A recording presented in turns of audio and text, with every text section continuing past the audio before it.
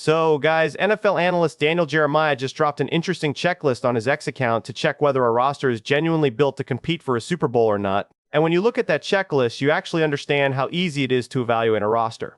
Now, I will explain what's in that checklist later, but I really wanted to see where the Eagles stand right now because you know how rough last season was.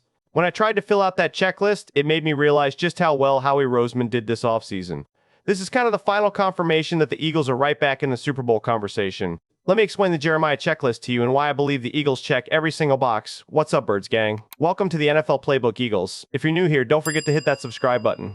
So, Daniel Jeremiah basically said if a team wants a real championship foundation, there are 12 specific spots that need to be filled on the roster. You need 1 quarterback, 3 offensive playmakers, 3 quality offensive linemen, 2 pass rushers, and 3 defensive playmakers. That's the whole list, guys, just 12 boxes. And he was not saying every single player has to be elite. He was saying you need enough quality at each of those spots to actually compete at the highest level. So, with that in mind, let's go through this checklist one by one and see exactly where the Eagles stand heading into this season. So, let's start with the quarterback spot, and for me, it's a clear yes. Jalen Hurts threw for 32.24 yards last season with 25 touchdowns against just 6 interceptions, and that touchdown number was actually a career best for him. Now look, I know there's been a lot of noise about whether he's a real passer or not, but here's something that should shut a lot of that down. Hurts finished 4th in the entire NFL in passer rating from the pocket last season, sitting at 104, 2 only behind Drake May, Jared Goff, and Matthew Stafford.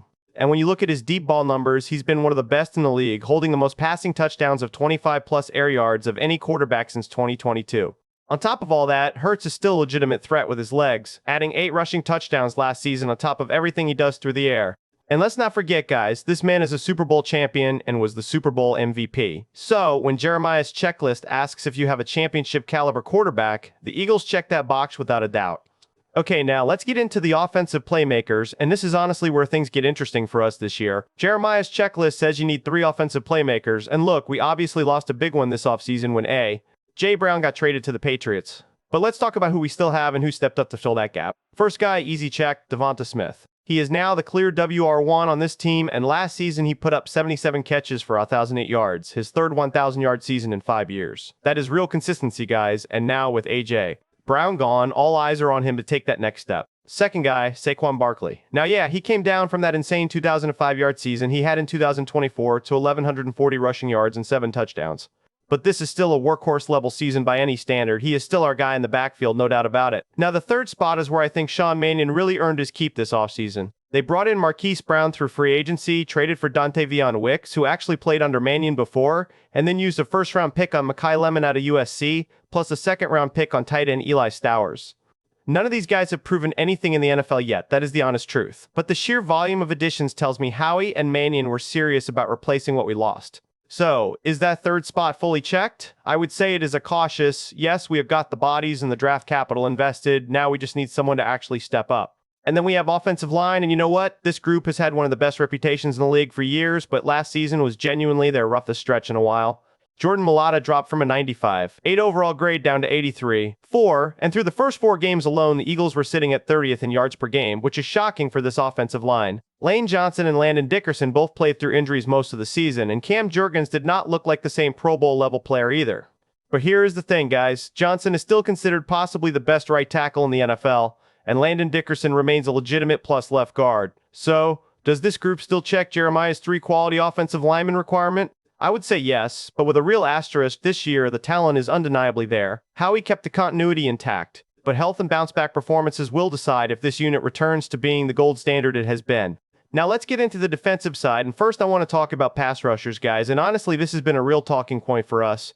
Jeremiah's checklist asks for 2 real pass rushers, and this is genuinely one of the murkier spots on the roster. Jalix Hunt led the unit with 60 pressures and 5 sacks last season, and Jalen Carter added 46 pressures and 3 sacks from the interior. Nolan Smith only managed 36 pressures and 3 sacks, which was honestly a step back from his breakout 2024 postseason. Now this offseason, Howie clearly knew this group needed reinforcements, so he went out and traded for Jonathan Greenard, a Pro Bowl caliber edge rusher from the Minnesota Vikings during the draft, and also signed veteran A.J. Epenesa off the Bills on top of already adding Arnold Ebiketie in free agency. So, the current rotation now looks like Jalix Hunt, Nolan Smith, Jalen Carter, Jonathan Greenard, Arnold Ebiketie, and A.J. Epenesa.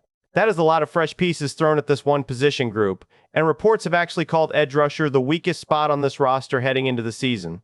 So, is the 2 pass rusher box checked? I would call it a cautious yes. The volume of additions shows Howie is serious about fixing this, but until these new pieces prove it together on the field, this remains the most unproven unit on the entire roster. Now, let's get into the defensive playmakers, guys, and honestly, this side of the roster has gone through a real shakeup this offseason. Jeremiah's checklist wants 3 true playmakers on defense, and let's start with the easy one, Zack Baun. He finished last season with 123 tackles, 7 pass deflections, 2 interceptions, and Pro Football Focus ranked him as the 5th best linebacker in the entire NFL. That is an automatic check for me. Second one, DeJean, who was named first team All-Pro at nickel, leading every single slot cornerback in the league in coverage grade. That is 2 playmakers locked in already. Now the third spot is genuinely interesting. Nakobe actually had a strong comeback season, racking up 4 sacks and 2 forced fumbles in just 7 games before signing elsewhere this offseason, leaving with the Raiders on a 3-year, $36 million deal. So that production is now gone. But here's the thing, guys, Jihaad Campbell, the rookie who took over when Dean was out, put up 80 tackles, an interception, and a forced fumble across the season, and graded out as a top 13 linebacker by Pro Football Focus. Howie is clearly betting that Campbell is ready to be the full-time starter now, and honestly, the flashes he showed as a rookie make that bet look reasonable. On top of that, Blankenship also left in free agency, so the Eagles brought in Mukuba, who looked like a legitimate Pro Bowl-level safety before a leg injury last November. So, is the third defensive playmaker box checked? I would say it is a yes, but it is built entirely on Jihaad Campbell and Mukuba stepping into bigger roles, not on proven long-term production yet.